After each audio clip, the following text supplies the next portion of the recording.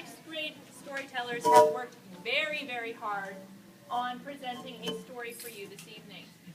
They have been working on this since October, beginning of October.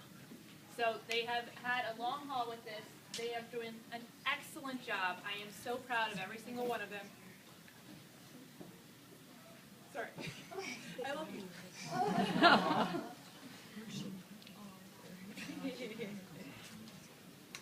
Well, I'm just going to turn it over to you. Hello, my name is Sophia Steed, and I will be telling you the story of the Midnight Mass of the Dead. There once was a very devout widow who lived in a small village in Norway and went to church every day. For many years, Juliana went with her friend Berta to these services. When Berta died, she went alone. One Christmas Eve, she thought she would go to the early service Christmas morning. Since there are fewer people at this Mass, she could sit near to the altar, feeling close to the Christ child on this holiest of days. Juliana's alarm failed to wake her, but she roused herself from a deep sleep sometime Christmas morning. Moonlight was streaming through onto the bedroom floor when she got up. She looked at her little alarm clock, but it had stopped, with the hands frozen at 11:30. She did not know for sure what time it was, so she went over to her window and looked down the street to the church. Light shone through all the windows, and opening her window sash for a moment, she was sure she could hear singing carried to her ears on the chill breeze. She hastily set coffee boiling while she dressed. She downed a cup of the strong black brew, then got out her long, pink cloth coat, lined and trimmed with rabbit fur, which she only wore on special occasions. Tying a white scarf around her head and gathering up her prayer book, she set out for church. Oddly enough, it was very quiet on the street, and there was not a soul on the way. Usually, Christmas morning brought many to even the earliest services, those who might otherwise never go to worship during the year. Juliana entered the back doors of the church. She found a pew very near to the altar. But when she glanced around, everyone seemed pale and strange. The woman to her right had deep, black circles around her eyes, as though she had just gotten over some terrible illness. And the man to her left, his fingers were so long and bony, they seemed to have no flesh on them at all. Juliana had the feeling she had knew many of them from many times long ago, though she could not say where or when. Finally, she settled back into the hard-wooden pew with the rest of the congregation. But when the pastor walked up half a dozen short steps, he was not Pastor Silvert, or any of the city ministers she was familiar with. He was a tall, pale man who preached quite well. Again, she had the nagging feeling she had knew him from some time long ago, though she could not place him. He spoke of death and those who lay waiting for resurrection under the Christmas snows, those who grew impatient with eternity. Juliana found his themes morbid, and not at all the message of joy and hope she expected. The preacher rambled on, and she became restless, shifting in her pew. As she let her mind wander, she realized there was not the noise and coughing and throat clearing that she was used to hearing at any early Mass.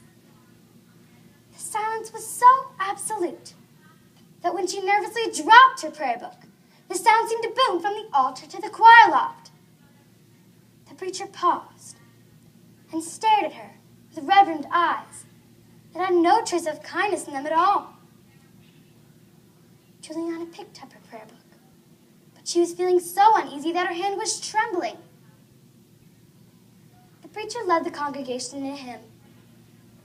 The words were strange, and the music was unfamiliar to Juliana. Leaves have their time to fall, and flowers wither at the north wind's breeze. Stars to set, but all. Thou hast all seasons thine own, O death. Now Juliana was feeling so uneasy she couldn't get any words out. she was aware of the woman on her right and the man on her left, staring at her with the same intensity as had the strange pastor. As the singing continued, the woman behind Juliana leaned forward and whispered in her ear, "Throw your coat over your shoulders and go quickly.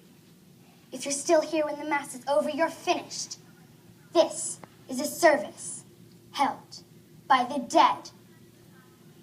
Now the widow was so frightened she wasn't sure her legs would support her. But she recognized the voice of the woman who had warned her and turned around.